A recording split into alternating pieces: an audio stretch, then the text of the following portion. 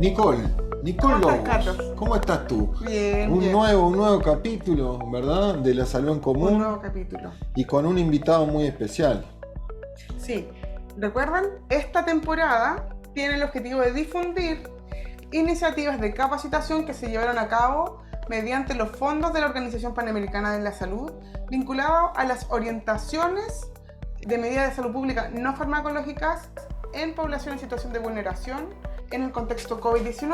Y hoy día tenemos a un invitado muy especial desde Paraguay, que es Alexander Páez. Entonces, pucha, ya dije tu nombre, pero adelante, todo tuyo el micrófono. Para presentarte y presentar un poquito la propuesta en la que estuviste y estás involucrado. Es un placer poderles acompañar en este programa. Muchas gracias a cada uno de ustedes por la invitación. Y para nosotros es realmente un placer estar acompañándoles. Yo soy Alexander, yo soy doctor en educación, trabajo principalmente en salud pública y principalmente en un tema bastante extraño, que es lo que es prevención de la ceguera específicamente aquí en Paraguay. En términos generales, en Paraguay existe bastante ceguera prevenible y evitable. Y la salud pública tiene elementos diferentes que han logrado trabajar de manera mancomunada con el Estado para disminuir la ceguera prevenible y evitable en Paraguay. Yo represento una organización llamada Fundación Visión, y Fundación Visión tuvo el gusto de poder trabajar con la Organización Panamericana de la Salud en estas iniciativas. ¿Qué consiste esta iniciativa? Bueno, les contaba el tema de la ceguera. La ceguera afecta al 80% de la población mayor de 50 años y es un indicador tan fundamental de la salud pública en adulto mayor que es quizás el principal en evaluación. Es tan importante que la cirugía por catarata nos puede decir muchas cosas de lo que es el acceso a la salud de las personas mayores de 50 años. Y eso le permite a la organización a la cual represento tener una base de datos muy confiable de lo que pasaba con las personas mayores de 50 años. Y sucedía y pasaba que había una paradoja. Era que las estrategias de COVID-19 aparentemente respondían a necesidades diferentes de las personas que realmente vivían en Paraguay. Por ejemplo, eran estrategias en castellano y Paraguay principalmente es un país en que se habla, se escucha y se siente en guaraní, por ejemplo. Eran estrategias vinculadas a redes sociales, pero nuestra población mayor de 50 años usaban la radio o usaban otros mecanismos de acceso a la información. Entonces la propuesta era vinculada a hacer dos cosas, a transmitir la información de todo lo que era la prevención de COVID-19 a esta población con mecanismos que esta población pudiese aprender apropiadamente y vincularnos de manera estrecha al tema de la discapacidad, al tema de la discapacidad visual, lograr que haya información accesible para las personas con discapacidad visual de nuestro país y para personas con discapacidad auditiva de nuestro país. Así que a partir de ahí hicimos capacitaciones, hicimos formaciones, adaptamos los materiales y llegamos a diferentes departamentos de lo profundo del Paraguay. Eso básicamente en términos bien generales fue nuestra experiencia práctica y la experiencia que desarrollamos con la OPEX. Qué bonito, y qué distinto de todas las otras iniciativas. Preguntarte ahí, ¿cuáles fueron las estrategias de vinculación con instituciones, organizaciones, con quién estuvieron trabajando? Estuvimos trabajando prácticamente con muchas instituciones, de la manera muy mancomunada con el Ministerio de Salud. Paraguay tiene cosas muy bonitas, entre esas que es un país bastante pequeño. Y al ser pequeño, las organizaciones del Estado y las ONGs trabajan realmente de manera muy, pero muy mancomunada. Es fácil el acceso y fácil el trabajo, no hay tanto protocolo. Entonces las organizaciones teníamos la posibilidad de trabajar con el Ministerio de Salud. A su vez, habían redes de personas con discapacidad. El proyecto estableció algo muy importante y era hacer un proyecto para personas con discapacidad, protagonizado por personas con discapacidad. Y también con otro tipo de organismos que conocían a las personas con discapacidad de primera línea. Hay un dato muy importante a entender, es que nuestras personas con discapacidad en Paraguay son extremadamente vulnerables. Decimos que el 80% de las personas con discapacidad en Paraguay viven en la extrema pobreza y muchas veces la discapacidad está acompañada de otros factores como por ejemplo la multidiscapacidad. Entonces era urgente llegar a esta población, pero urgente llegar con alternativas o con estrategias. Así que diría que trabajamos con tres tipos de instituciones: gubernamentales, sector de organizaciones no civiles, principalmente de discapacidad, y algunas organizaciones privadas que nos brindaban la posibilidad de acceder a los departamentos y acceder a estas capacitaciones. Claro, y lo intercultural, siendo un país tan importante, todo lo trascendente de los guaraní, la página del Ministerio de Salud también está en los dos idiomas, eso es algo que se destaca a nivel mundial, y con todo lo que hace Paraguay, ¿cómo se logra conjugar una temática tan importante en el medio de una pandemia y con un enfoque de interculturalidad? Viene una pregunta para un doctor en educación. Y bueno, la respuesta del doctor de educación es que es un tema muy complejo, que no hay quizás una respuesta definitiva, que es una respuesta que aún Paraguay está buscando. O sea, el Paraguay como país se estructura mucho sobre el guaraní. El guaraní es un sentimiento que va más allá de elementos que incluso sean explicables fácilmente. El guaraní es el motor de la nación, el sentimiento general. Entonces es muy importante trabajar una propuesta desde el guaraní para el guaraní, pero ¿qué pasa? Pasa que hay tipos de guaraníes. Cada departamento tiene su propio guaraní, pero también hay diferentes niveles de dominio. Por lo general la gente habla yopará, que es una versión del guaraní con castellano.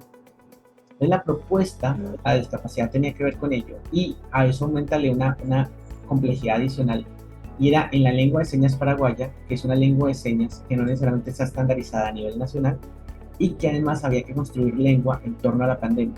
Entonces todas estas cosas estructuradas hicieron que fuera un proyecto muy bonito, un proyecto muy práctico, muy educativo, muy pedagógico, en donde la salud pública casualmente era protagonizada por la educación pública, por decirlo de esa manera.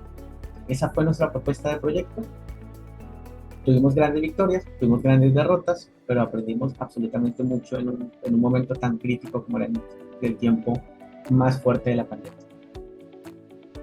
Alexander, y preguntarte, ¿cómo se vivió la pandemia en términos sociohistóricos y políticos en Paraguay? Es una buena pregunta. Te diría que tenemos algunos factores que sabemos y otros que no sabemos. Yo te diría que si uno hace un análisis muy frío y muy calculado, a Paraguay, de toda la tragedia que se vivió en Paraguay, le fue relativamente bien. Creemos que es por dos principales razones. Una, por su densidad poblacional. Paraguay se divide en dos grandes territorios, y la región occidental del Paraguay está bastante vacía, que es el Chaco paraguayo. Y somos en total 8 millones aproximadamente, y en el 50% del país vive alrededor de 150.000 habitantes. Entonces realmente esta zona es muy vacía. Entonces esa baja densidad, pero además otras grandes zonas son muy con baja densidad poblacional, hicieron que la transmisión se ralentizara. Y eso a medidas acompañadas del gobierno, medidas muy radicales al inicio de cuarentena total. Paraguay fue de los países que más rápido inició, hizo que el inicio de la pandemia fuera bastante lento.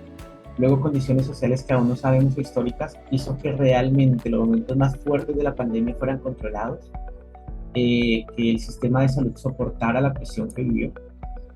Y en general, yo creo que el mayor drama que vivió Paraguay como país es todo lo que es reponerse del tema de salud mental. Hoy hay un debate muy fuerte con respecto al tema de la salud mental, del trabajo de organizaciones sociales y demás. Pero creo que en general eso es como la manera en que Paraguay respondió a estas iniciativas. Creo que Paraguay lo hizo bien. Hoy en día tenemos una cobertura en las grandes ciudades de vacunación. No obstante, es una cobertura muy baja y en algunos departamentos es terriblemente baja, que sigue siendo hoy por hoy un gran dolor del Ministerio de Salud. Y los aprendizajes de los que hablabas, ¿no? Decías algunas derrotas, algunos éxitos. ¿Algún aprendizaje que quisieras destacar? Yo creo que un aprendizaje que nos quedó muy claro en el proyecto es muchas veces cómo acercarnos a la población que necesita la información. Es una de las claves fundamentales para construir buenos proyectos. O sea, yo creo que en el afán de construir proyectos de educación de salud pública del COVID-19, muchos proyectos nos acercaron a la población a poder consultar con ella exactamente qué necesitaban, y se apresuraron muchas veces a hacer campañas de comunicación o campañas de educación que no tuvieron el impacto deseado. Creo que eso fue una lección aprendida fundamental del proceso. También buscar rutas de acercamiento a las poblaciones, a las personas con discapacidad palpoesencial, nos ayudó mucho a poder vincular una parte de la población que realmente lo necesitaba, que estaba por fuera del parámetro del Ministerio de Salud. Calculamos que en Paraguay el 15% de la población tiene discapacidad, así que nos podemos imaginar el grueso de personas que había la posibilidad de que no accedieran a una información oportuna sobre el COVID-19. Creo que otra lección aprendida, sin lugar a dudas, era hacer un enfoque territorial al proyecto. Eso nos pasó mucho al inicio del proyecto. Hay un dicho que lo resume y dice: el mapa no es el territorio. Entonces, básicamente, hemos hecho una planificación, teníamos que luego adaptarnos al territorio. Y creo que esas fueron tres lindas aprendizajes que obtuvimos de la experiencia europea. Muy bueno. Nicole. Cachipún. Ahora, la última pregunta principalmente tiene que ver con la metodología de capacitación utilizada. Si tú nos puedes describir un poco más respecto de eso, de la metodología utilizada en términos pedagógicos, ¿cierto? Para llevar a cabo la iniciativa. Bueno, yo creo que habían como dos grandes retos. Había un reto que es el reto didáctico. En educación, la didáctica se resume como la forma en que enseñas algo. Pero por lo general el debate en salud está enfocado en el que enseñas. O sea, la salud está muy enfocada en el plan de estudios centrado en el qué enseñar, pero la respuesta del cómo lo enseñas está muy descuidada.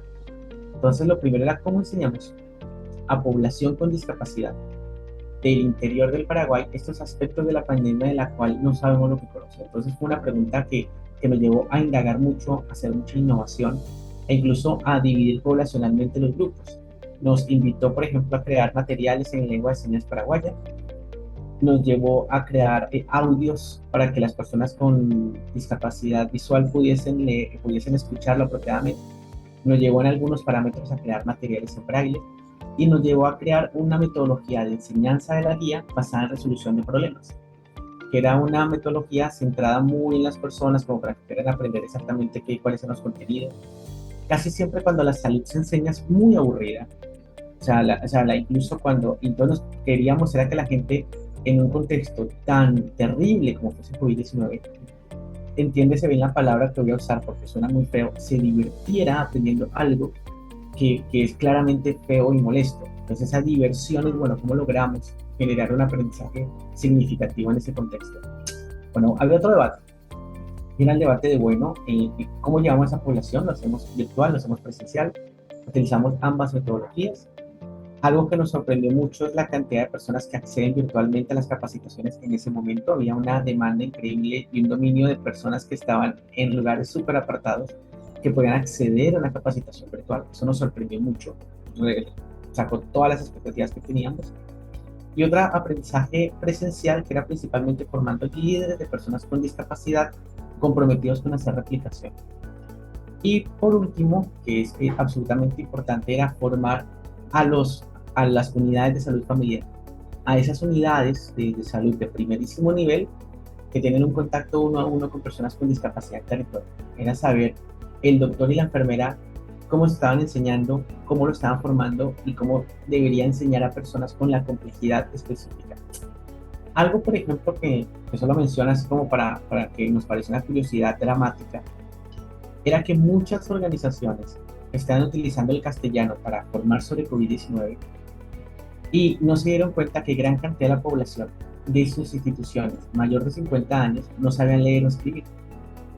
Y eso nos habla un poco de la enajenado que a veces están los sistemas de salud por no tomar decisiones con base en evidencia. Creo que el proyecto lo intentó hacer, creo que el proyecto lo hizo bien en algunas cosas, creo que nos faltaron otras muchas, pero creo que eso fue lo lindo del proyecto. Entra una iniciativa muy extraña y creo que por eso la PSL sedujo la idea y trabajó con nosotros. Bueno, tuvieron muchas líneas de trabajo, entonces bastante interesante también escucharlo.